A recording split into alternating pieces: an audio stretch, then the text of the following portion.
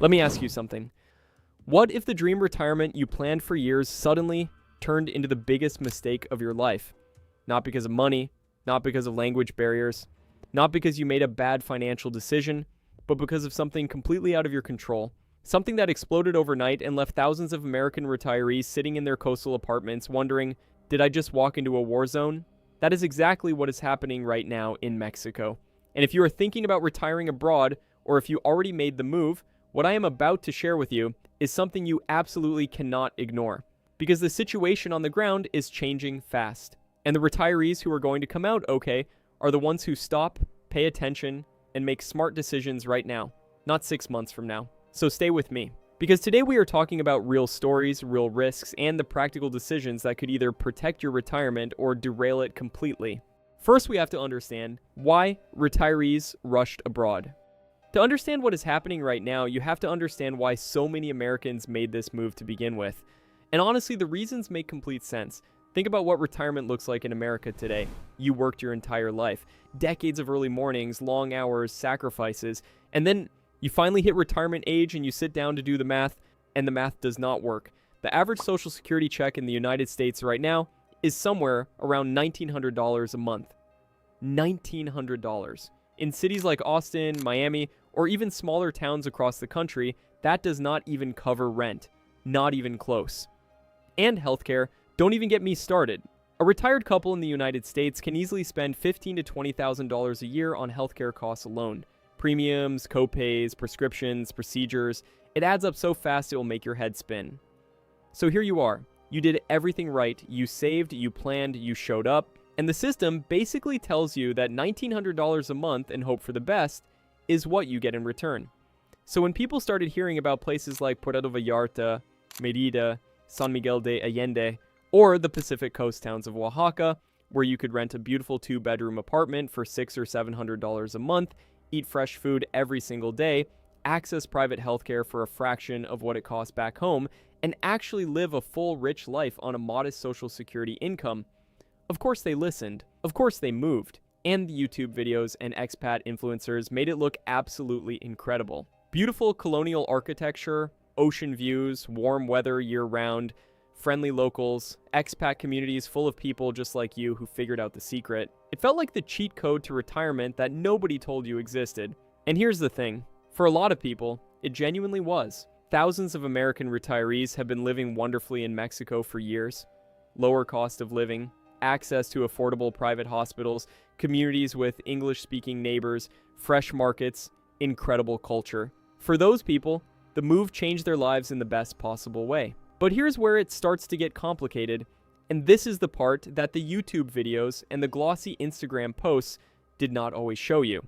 A lot of retirees moved fast. They took one vacation, fell in love with the weather and the food, and within 6 months they had sold their furniture, given up their lease, and booked a one-way flight.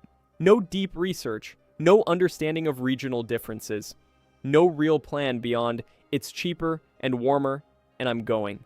And the thing about Mexico, and this is critically important, is that it is not one place.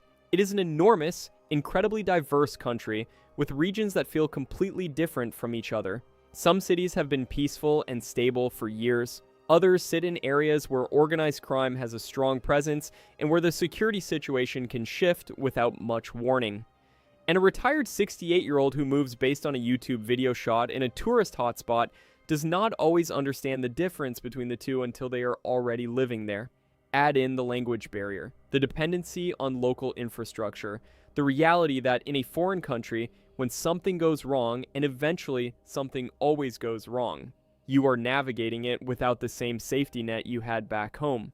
Some retirees started picking up on the warning signs early, travel advisories quietly updated, a few expat Facebook groups getting a little more tense, conversations at the local cafe shifting from, have you tried that new restaurant, to, did you hear what happened last week? The affordability was never the mistake, the dream was never wrong, but somewhere along the way, the planning fell short. And that gap between the dream and the preparation, that is where things started going sideways. So if affordability wasn't the mistake, what changed?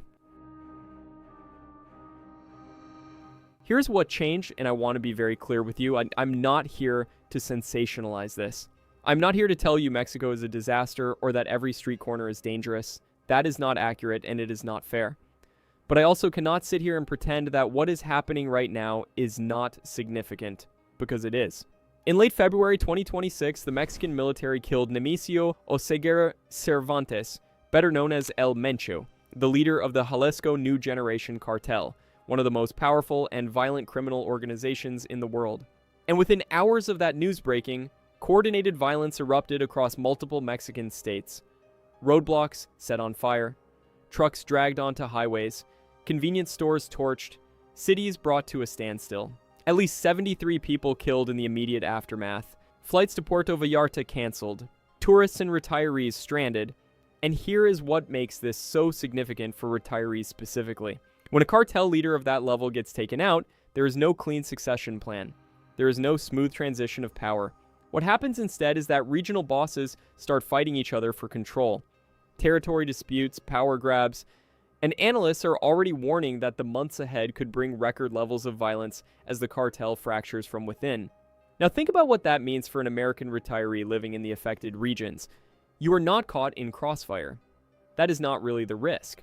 The risk is what this kind of instability does to everyday life. Road travel becomes unpredictable. You hear about a roadblock and suddenly you are not sure if driving to your doctor's appointment is safe today. Local businesses start closing. Supply chains get disrupted. The general anxiety in the community goes up. And here is the psychological piece that people do not talk about enough. Retirement is supposed to lower your stress. That is the whole point. You worked your whole life to get to a place where you wake up in the morning and you feel at ease. You feel secure. You feel like you can finally breathe. But when you are living in a region where things feel unstable, where you are checking the news every morning, where your family back home is calling you worried, where you are second-guessing whether to go out tonight, that is not retirement. That is anxiety with better weather. And retirees feel this more acutely than younger expats. A 28-year-old digital nomad can pack a bag and hop on a flight out within 24 hours. A 65-year-old who has set up their entire life, lease, medical records, banking, community, routines, cannot just disappear overnight. The older you are, the more you depend on predictability, on knowing that the hospital is accessible, on knowing that your emergency plan actually works, on knowing that if something goes wrong with your health at 2 in the morning, you are not navigating a crisis in a place where the roads might be blocked. And then there is the practical side. International health insurance becomes more complicated in regions flagged as unstable. Emergency evacuation coverage, if you even have it, comes with conditions. Some policies have exclusions for civil unrest, and if you bought property thinking you were set for the long term, suddenly you are looking at what an exit would even look like. I want to be balanced here because this matters. The vast majority of Mexico's most popular expat destinations are not currently experiencing this level of violence. Places like Mérida in the Yucatan, parts of Oaxaca, and several other regions are calm. This is not a nationwide collapse, but the fear and the uncertainty are real. And for retirees in the affected areas, or those planning moves to those regions, this is not something you can wave away. This is not about one country failing. This is about timing. And timing in retirement is everything. What retirees should actually do right now. Okay, so here is the part that actually matters, because if you are watching this and feeling anxious, whether you are already in Mexico or you are in the planning stages, I want you to take a breath. Because the smartest retirees right now are not the ones panicking. And they are not the ones in denial either. They are the ones making calm, practical, informed decisions. So let's talk about what those decisions actually look like. First, if you're in the planning stages and you were thinking about making a permanent move to Mexico in the next few months, the wisest thing you can do right now is hit pause on the permanent part. Not on the dream, just on the permanence. What that means practically is this. Do not buy property right now. Do not lock yourself into anything long-term. Rent short-term instead. Visit multiple times across different seasons and different circumstances. Talk to expats who have been on the ground for years, not just the ones selling you a relocation course online. Get the real unfiltered picture. There's absolutely nothing wrong with taking 6 to 12 months to really understand what life in a particular region looks like before you commit. The deal will still be there. The lifestyle will still be there. But your decision will be so much stronger because it will be based on reality instead of hope. Second, location, location, location. Mexico is enormous. Do not treat it like one uniform place. Research specific regions independently. Merida has a completely different security situation than Guadalajara right now. San Cristobal is different from Cancun. The Pacific Coast is different from the Gulf Coast. Use the U.S. State Department travel advisories as a starting point. Not a final answer, but a starting point. Cross-reference with long-term expat communities on the ground. Ask specific questions. What is the security situation in this specific city? What has it looked like over the last 2 years? What do locals say? Third, protect yourself financially. If you are already living in Mexico or planning to move there, your financial safety net needs to be bulletproof. That means keeping your U.S. bank accounts active. Do not close them. Do not consolidate everything into a local bank account before you are absolutely certain of your long-term situation. Keep a minimum 3 to 6 months of emergency funds accessible from anywhere. And please, get proper international health insurance that covers emergency evacuation. Read the fine print. Understand exactly what is and is not covered during periods of civil unrest. Because the time to find out your policy has an exclusion is not when you are in the middle of an emergency. Fourth, have an exit strategy. This sounds dramatic, but it is just smart planning. Know what your plan is if things escalate. Know which airport you would use. Know which route you would take. Know where you would go. Have your important documents somewhere accessible and organized. Have a person back home who knows your situation and can help coordinate if needed. This is not pessimism. This is the same kind of preparation that good retirees apply to everything. Now here's the emotional truth that I really want you to hear. Some retirees in affected regions right now are choosing to stay. And some of them are making peace with their decision because they have deep roots in their community, they have a solid network, and they have prepared for uncertainty. A few are relocating internally, moving to calmer regions within Mexico rather than going back to the US. Some are temporarily returning home to wait and see how the situation evolves. And all of those decisions can be right depending on the individual circumstances. Because here is the thing. Global retirement still works. It absolutely still works. Mexico still has regions where thousands of Americans are living beautifully, affordably, and safely. Costa Rica still works. Portugal still works. Colombia, Thailand, Panama. There are incredible options around the world for people who want to stretch their retirement dollar and live a full, meaningful life outside the United States. But it works when it is planned carefully. It works when you go in with clear eyes instead of rose-colored glasses. It works when you build a real safety net instead of just hoping for the best. The dream is not dead, but the days of just winging it and hoping everything works out, those days need to be over.